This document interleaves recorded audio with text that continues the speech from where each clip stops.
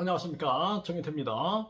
종교범죄대책협의회에 많은 참여를 바랍니다. 네, 그래서 박경자 회장님이 상임 대표를 맡게 됐고요. 저도 전략위원장을 맡게 됐습니다. 네, 그래서 앞으로 이제 많은 자문 변호사, 네, 이런 분들을 참여시키고 또 많은 회원들, 또 직접 정신적으로 또 정치적으로 또 심리적으로 물질적으로 피해 보신 분들, 이런 분들이 많이 참여하게 될 겁니다. 그래서 여러분들이, 피해자분들도 그렇고 대한민국이 이 종교 범죄가 있어서는 안 된다, 이러한 부분들을 공감하시는 그러한 분들은 적극적으로 참여하셔가지고 우리가 종교 범죄를 뿌리 뽑는데, 이게 뭐 뿌리는 못 뽑을 거예요. 하지만 우리 이 한국 사회에 종교 범죄에 대해서 공감하고 함께 고민하는 사람들이 있다,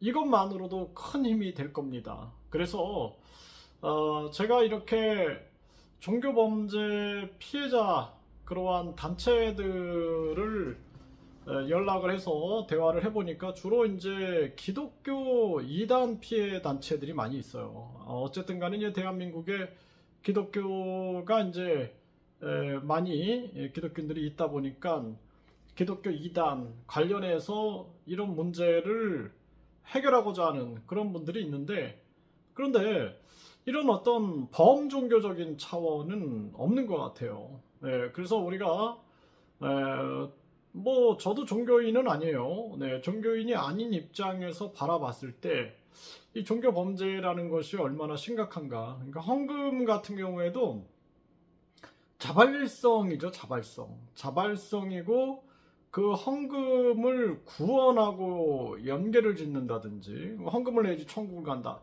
이건 있을 수 없는 일이에요. 네, 그래서 헌금을 내야지 뭐 천국을 갈 것처럼, 네, 뭐 건축 헌금을 내야지 무슨 큰 은혜를 받을 것처럼, 이런 거는 있을 수 없는 일이에요. 네, 그거는 다 형편에 맞춰서 자발성으로 가야 될 부분이고, 그리고 이제 종교인들은 그걸 강요하면 안 되는 거죠. 네, 강요하지 말고 본인들이 어떤 뭐 신을 믿는다 그러면은 때가 되면 다 이루어질 일들이에요. 네, 그렇게 바라봐야 한다. 그래서 우리가 합리적인 선에서, 뭐 우리가 어떤 협회 같은 경우도 회비가 있잖아요. 그러니까 뭐 종교 단체들도 회비 차원이라든지 적정한 자발성에 의한 뭐 헌금이라든지, 그리고 그 헌금 사용에 대한 투명성, 교회 같은 경우에도 뭐 그 헌금이 얼마 들어왔고 그 돈을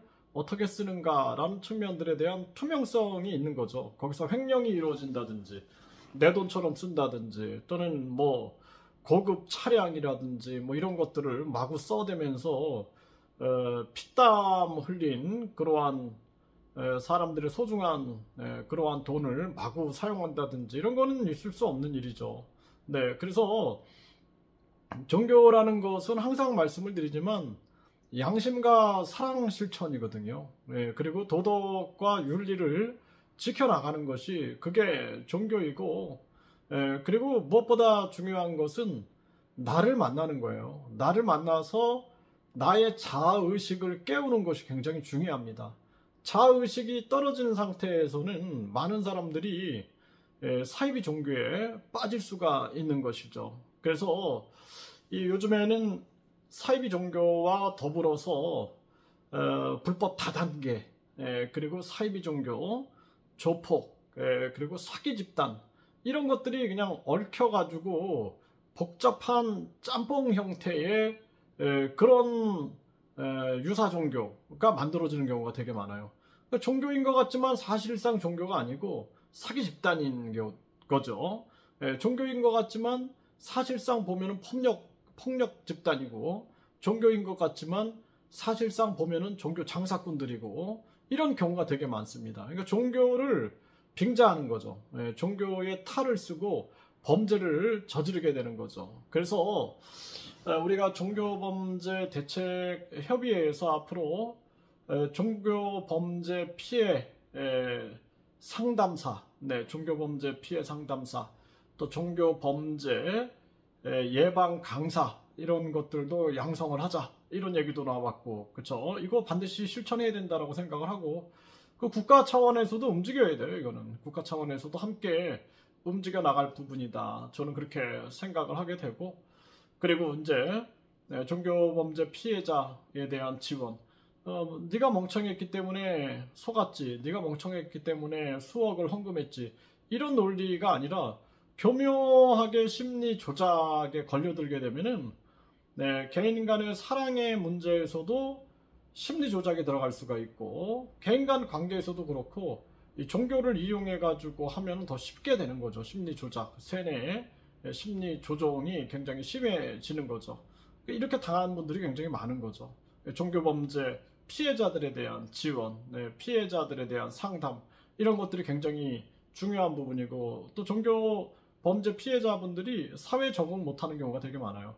이분들에 대한 직업교육이라든지 이런 것도 중요한 거죠. 직업교육을 안내한다든지 해서 직업교육, 그래서 이분들이 정상적인 생활을 할 수 있게끔 돕는 문제들, 또 뿐만 아니라 종교 피해에 대한 상담을 지원하는 문제들, 이런 것들이 중요한 부분이고, 종교범죄 가중처벌법, 종교범죄 예방법을 통해서 우리가 종교범죄에 대해서 신속 대응할 수 있는 시스템을 갖추고, 예방 교육과 예방 강사 이런 부분들이 전개되고, 종교범죄는 가중처벌받는다라는 인식이 있어야 됩니다. 네, 인식이 있어야 돼요. 그래서 종교범죄 대책협의회에서는 우리가 종교의 밥그릇화가 아니라 진정 우리 사회의 공정과 윤리와 도덕을 바로 세우는 그러한 부분으로 가야 한다, 이렇게 말씀을 드리고요. 그래서 여러분들도 적극적으로 좀 참여를 해주시고, 여러분들의 의견도 개진해 주시고, 여러분들의 목소리가 나와야 돼요.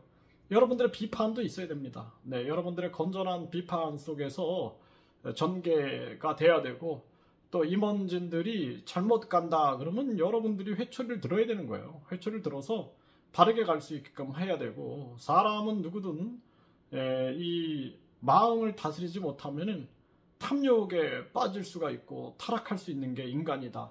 정인태 인간론 제가 강의에서도 항상 말씀을 드렸습니다. 그래서 종교범죄 이 대책협의회 이 활동이 부디 우리 모두의 바람처럼 바른 길을 갔으면 좋겠다, 이런 생각을 항상 해보게 됩니다.